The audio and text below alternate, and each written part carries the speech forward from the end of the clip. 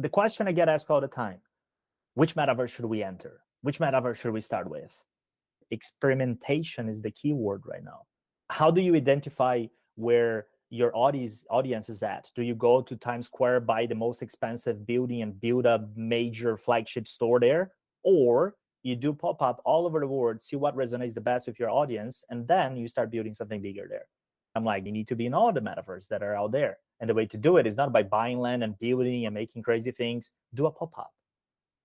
So that's my recommendation, right? You don't start from the biggest thing you can do. You start from testing, refining, and make it clear, be transparent.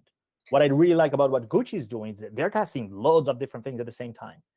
And they are, we are now taking cryptocurrencies. Now we drop an NFT collection. Now we did a collaboration with a project that's from the space. Now we did Roblox as a gaming activity. Now, we'll be doing digitals. Now we're going to be part of a DAO. Like, they are trying out and trying to figure out where their audience is, where they fit, and all of it. And that's cool. There is this trend of now metaverse, and everybody's dashing and running to build better experience on how we connect as humans digitally. And that's what's exciting. It's going to bring everything to the same place or to different platforms, right? You're going to have gaming, you're going to have entertainment, you're going to have, work, you're going to have social hubs, you're going to have a lot of different things within it. Part of the issue with NFTs for the broader populace is the name right away is like, what? The initials, then when you're like, oh, but it stands for non-fungible token. Like, what? But it's in the blockchain. In charge of, right. What the fuck is the blockchain? I don't know. And then you have to mint it. Who's in charge of the branding for Web3? Fire them. You know who's in charge of the branding of NFT?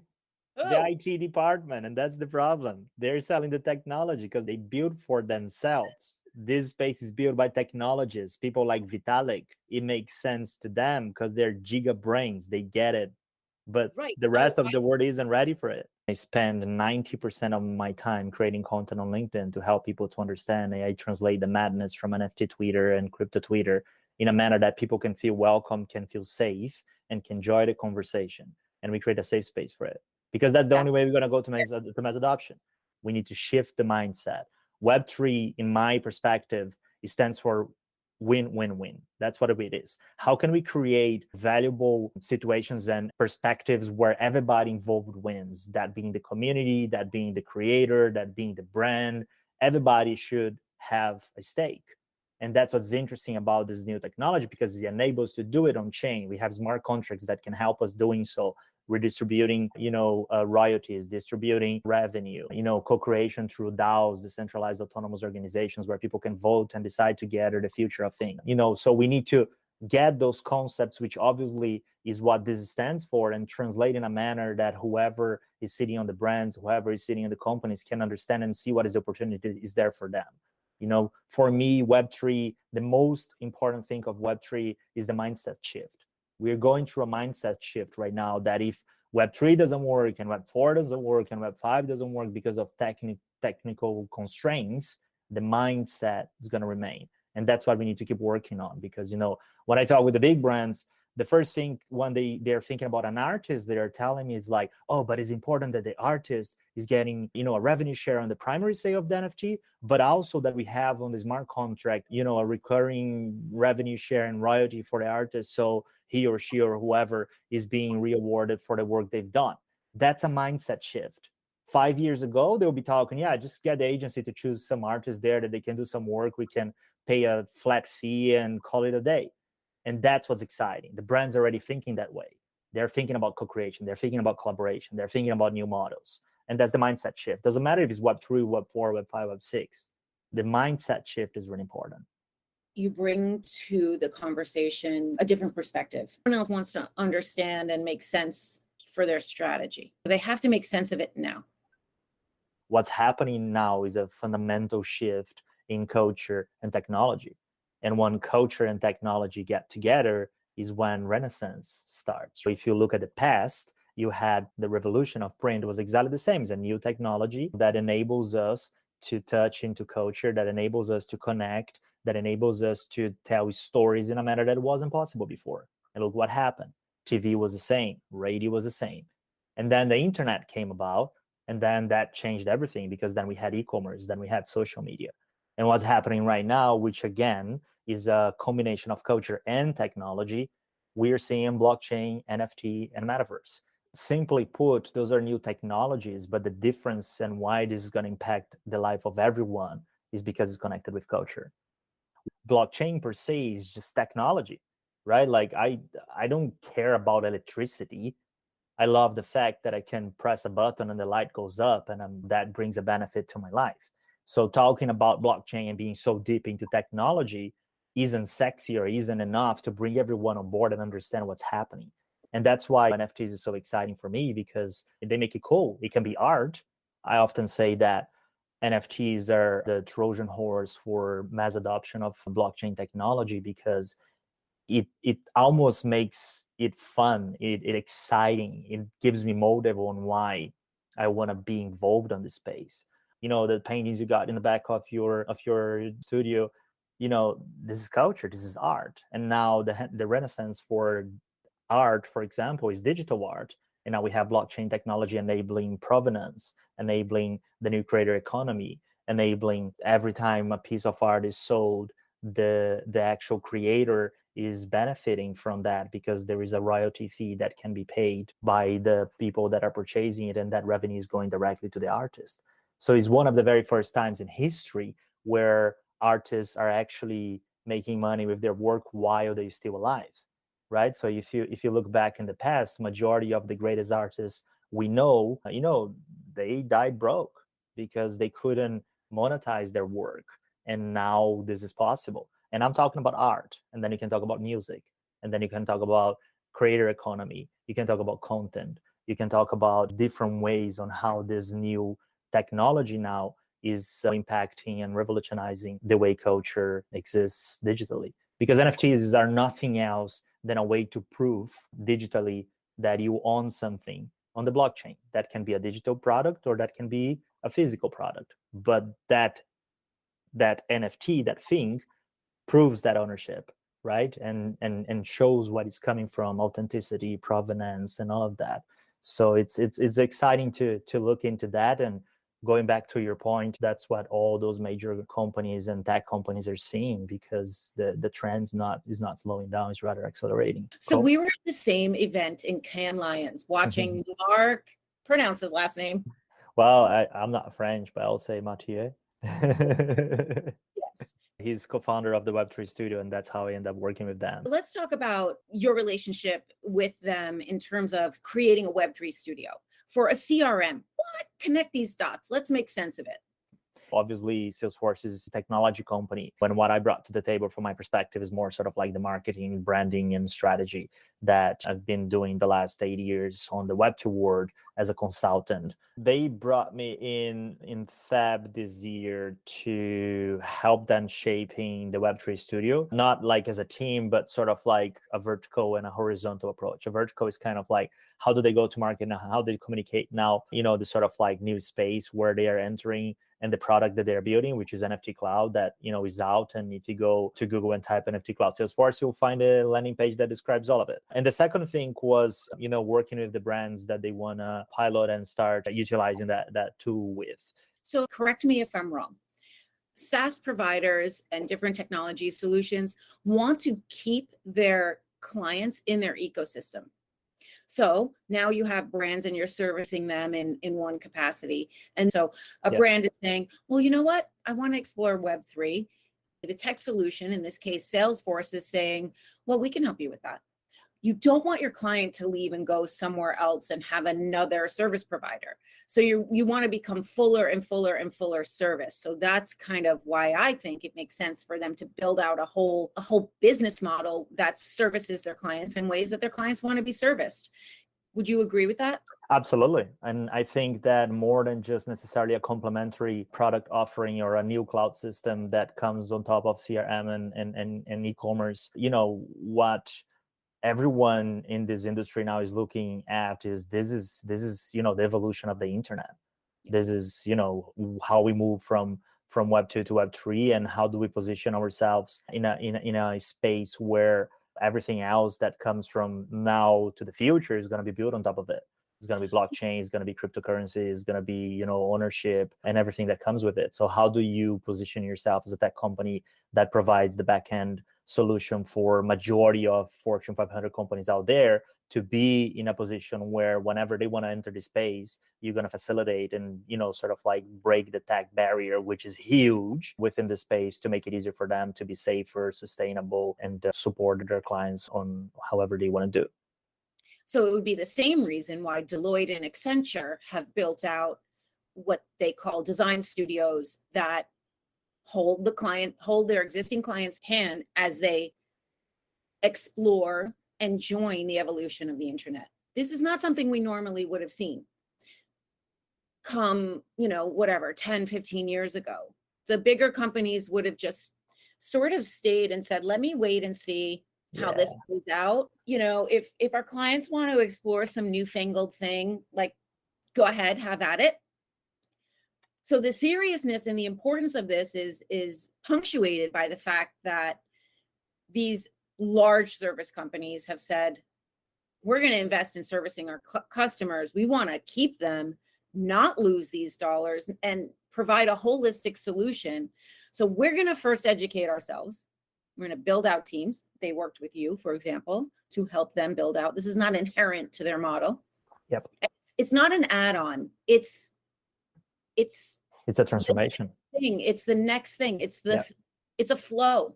Yeah. And the word evolution is perfect. The key factor here is looking at Web 2 was built on top of Web 1. It didn't replace it. It evolved. And Web 3 is built on top of Web 2. It won't replace. It's going to be an evolution from there. And I know that sounds obvious, but within the space, especially if you're deep into like tech and Web3 and NFT Twitter and crypto Twitter and all of that, a lot of times it feels that we want to burn out everything from Web 2 and start Web3 from scratch, which what's going to happen is an evolution. It has to, and it will be. And that's why those companies are already positioning themselves, because maybe they were late or didn't exist when the internet went mainstream, or maybe they didn't really fully understood social when it first happened, and now they don't want to miss out because they understand consumer trends. Now they are more data driven, they have more access to information, and they realize the size of what we're talking. So it becomes really exciting, right? I want to applaud you for not using the word community 52 times. I created a drinking game that every time someone in the Web3 space that I speak to or hear or whatever, watch on a webinar says community, you have to take a shot. We don't make it to the end of the conversation, we're wasted. It's a joke. Yeah. It's a joke. Just since you're there, let me say something as well, because I fully agree with you. The funny thing is that everybody right now is building community and is in it because of the community. But every time you go down and understand what community means to them, especially for brands, it means a new revenue stream. But if you look into community as its core, communities are created and get together because they care about something. They are connected because of a cause. They're connected because they love and are passionate about something. And that's the deep connection that, you know, exists between them. You know, they don't necessarily get together because they care about money or because of whatever. And as soon as you start monetizing and going too deep into selling, people sense check and they bounce. So all these community conversations we are having right now is interesting, because oftentimes community stands for new revenue streams and monetization. And as soon as you do that, there is no community anymore. There's customers again. And then we go back to Web 2. What you've done is you've switched the narrative from community, which has lost its value from a narrative standpoint, and you're referring to it as culture. The real meaning is community is about care and cause, and that therefore should be spoken about as culture. But monetization is important, and we can talk about that and come back to that. I'm not against it. That's why we're in business for, but it shouldn't be the primary KPI. When you're talking about let's enter the Web3 space, what is your first KPI? Let's make money. Well, you are in mid-90s right now trying to make money with the internet instead of trying to build business models and a new model on how you can gather people around, collaborate and co-create. And, you know, we are in 2022 and we don't know what the internet is yet. So take it easy on how you want to look into those business models. There's nothing wrong about it, but it shouldn't be the primary motive or why you're doing what you're doing. I agree. And I think social media started that way. And unfortunately now it's such a mega monetization animal that So it's hard to, people like points of reference. Well, social media makes money, so this should make money, right? This Google CEO stood up at the Code conference and spoke about the threat of TikTok. Now, TikTok is monetizing and adding ads, etc. But the truth is their main priority is just screen time and building like groups of people who gather around different narratives. Maybe that's a little bit of a reference point going forward. Part of the issue with NFTs for the broader populace is the name right away is like, what? The initials, then when you're like, oh, but it stands for non-fungible token. Like, what? but it's in the blockchain. In charge of right. What the fuck is the blockchain? I don't know. And then you have to mint it. Fashion and streetwear have led in this space because they're much of the time their product, a lot of their top editorial product pieces are art. I think that the main problem with the current state we are at, and I talk brands because that's my corner, is that the fallback situation or the fallback plan when you don't know what to do is to put product on the foreground, right? I see that. I work with the automotive industry and it happens all the time, right? So we're going to build a metaverse experience for, people get together and experience our brand. What are we going to do? A car dealership. How is it going to look like? Exactly like in the real world. And what can we do there? Enter the car and probably test drive it. And I'm like, no. Why don't you do that in the real world then? Oh, no, because we can do that in the metaverse now. But if the metaverse is unlimited when it comes to, limitations, because you don't have law of physics in the metaverse, why would you do what is possible in the real world? You do that in the real world because you have law of physics. A car cannot fly yet, or your shoe cannot be a dragon; it has to be a shoe because you have limitations. But in the metaverse, the only limitation you have is creativity. But because we are not used anymore, especially marketeers and people that are working with the brand, to be allowed to be creative, because the last 20 years is all about growth marketing and metrics and analytics and how you sell and how you convert. We became machines and we aren't creative anymore. Did you see the article that Deloitte wrote with Cannes Lions about the lack of creativity? Because you touched right into it, which is in a world where metrics is driving marketing, we've lost creativity. So when we go into a new meeting like this, we're like, okay, we don't really know how this thing works. So let's put the product in the foreground. And then you go into that space of, the product is the story and the product isn't the story. When you have something actually physical, like, okay, I'm Procter & Gamble, why doesn't that get the narrative in this space outside of a very amazing top line Gucci piece? I give you a very, very exciting example. It's my favorite example. Nobody talks about it, right? So let's talk. You talk about P&G, and I'm going to talk Unilever. Unilever has a brand called Close Up. What do? They do toothpaste. People are coming to me like, oh, I wish I would be Gucci. I wish I would be Adidas. I wish I would be Nike, because it's so easy for them to tell a story because their product is so cool. Close Up is a toothpaste. Okay? So what they've done is they did a metaverse activation within the Decentraland, where they created a space for people to celebrate love.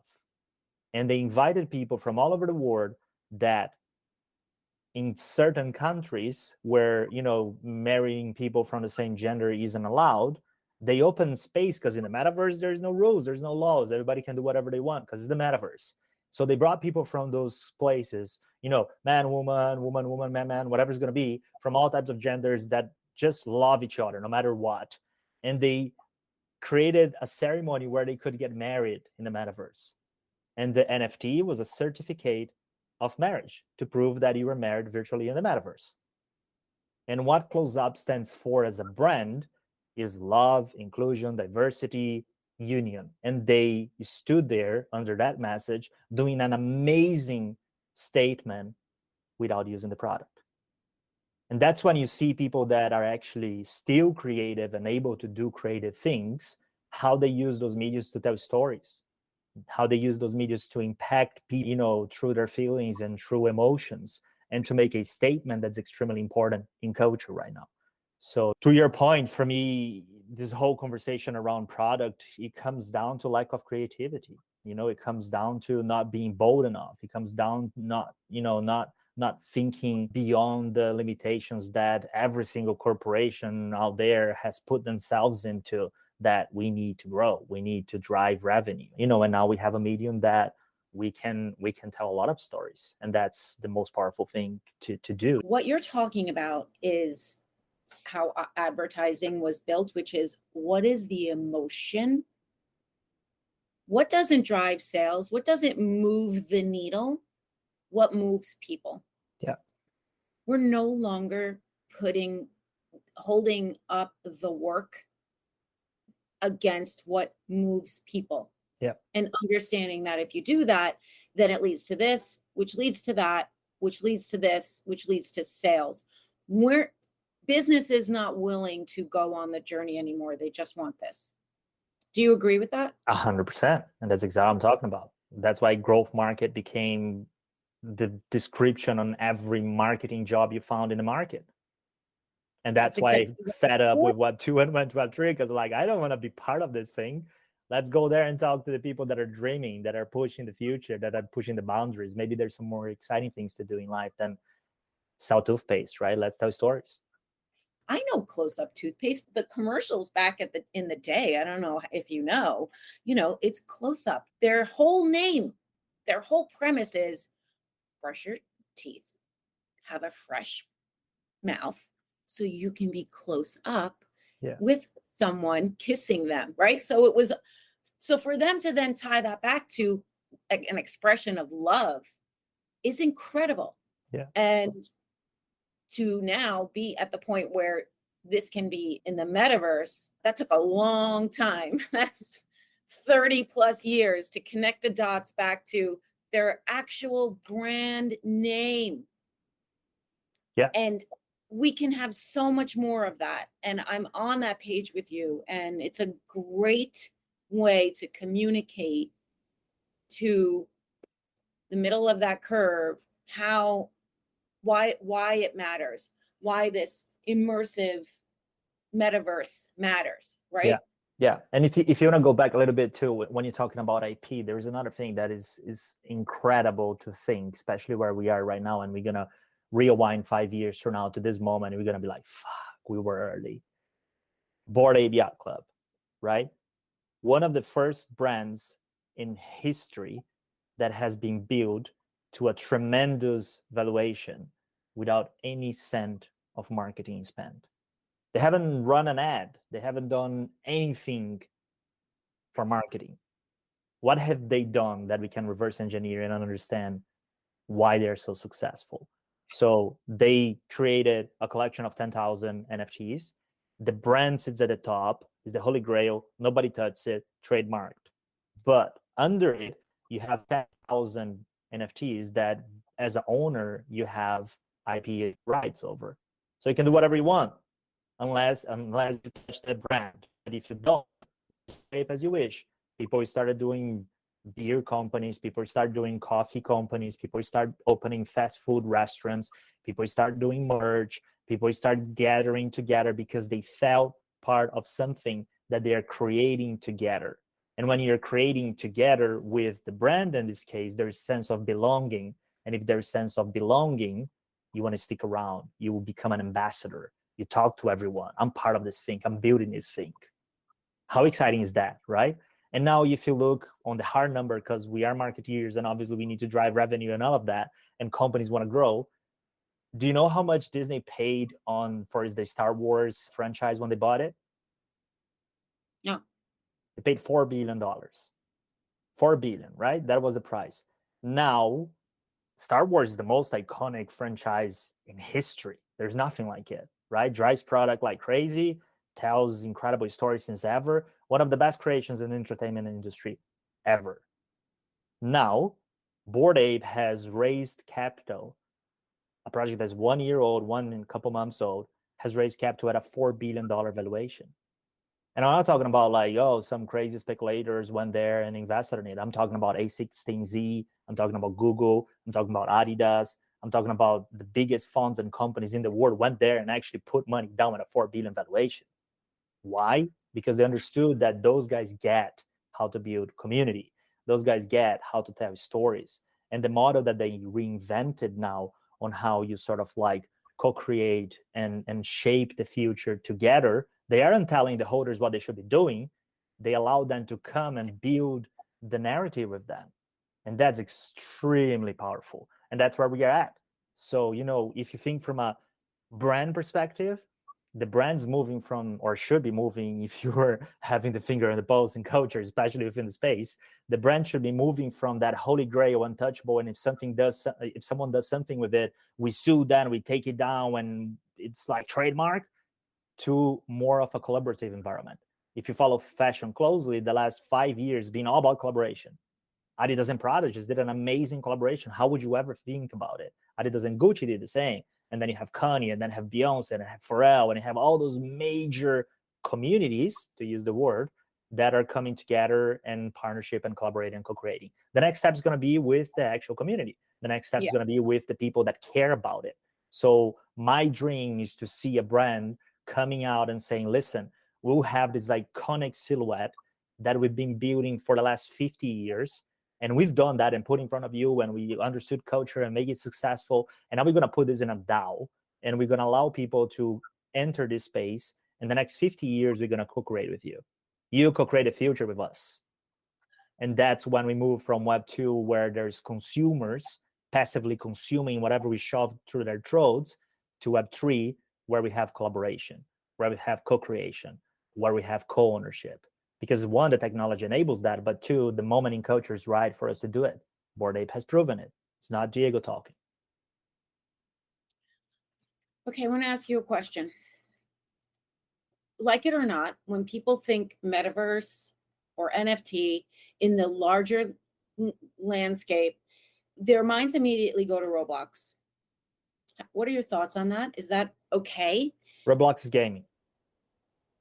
Okay, but a lot of brands say, we're in the Metaverse now, we're on Roblox. They're full of shit. Roblox is gaming. It's a gaming platform. Roblox is gaming. It's a gaming platform. Tell a gamer that plays Roblox that that's the Metaverse. They're going to laugh at you. Roblox is gaming. Fortnite's gaming. Okay, interesting. Minecraft is gaming.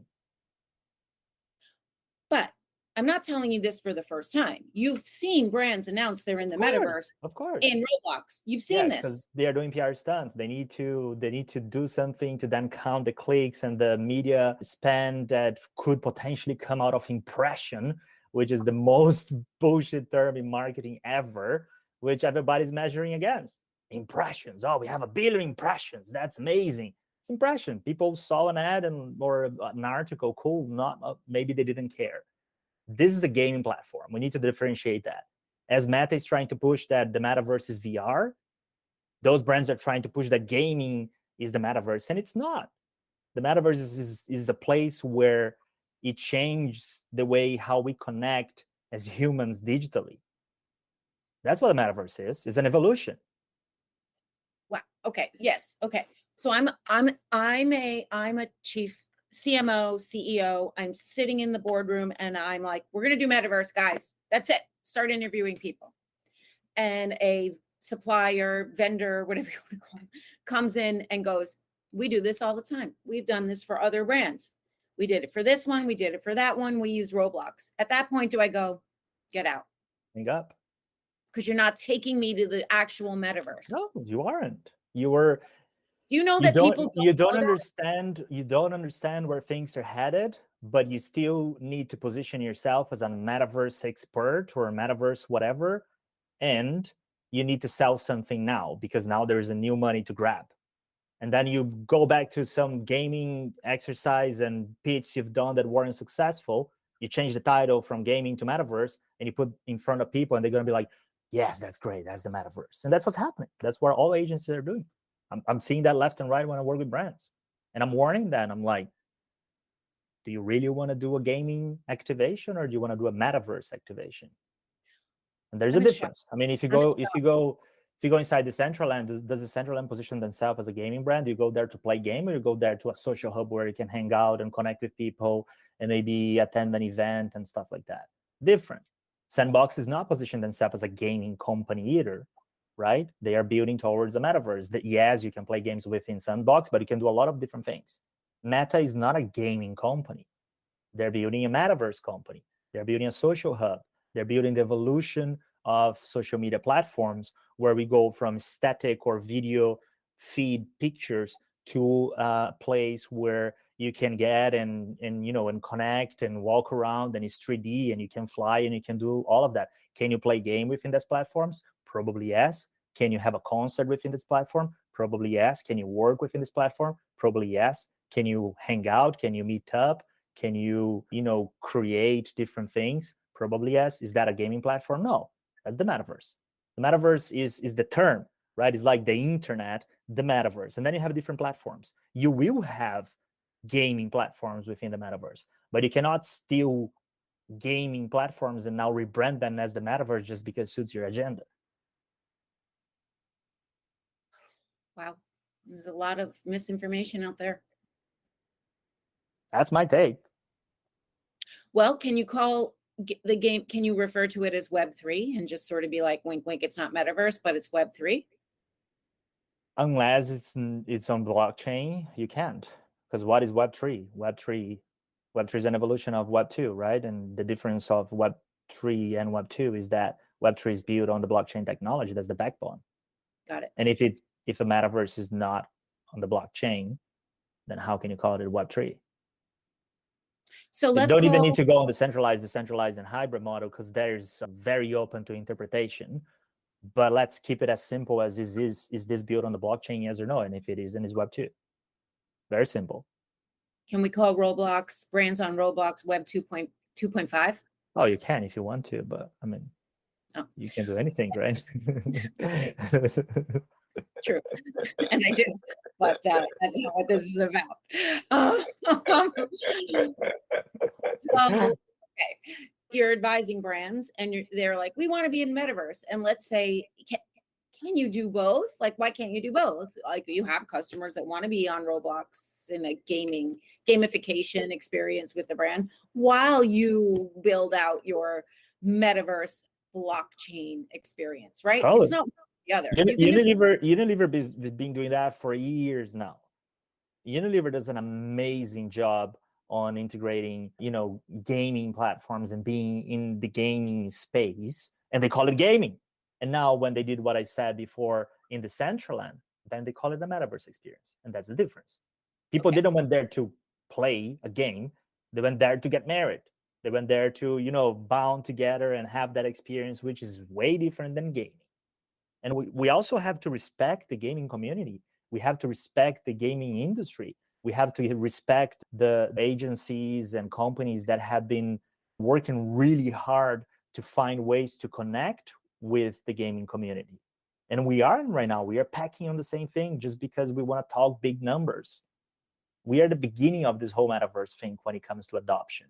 Decentraland has 300,000 users, monthly active users, 300,000. We're 7 billion people in this planet. Yeah.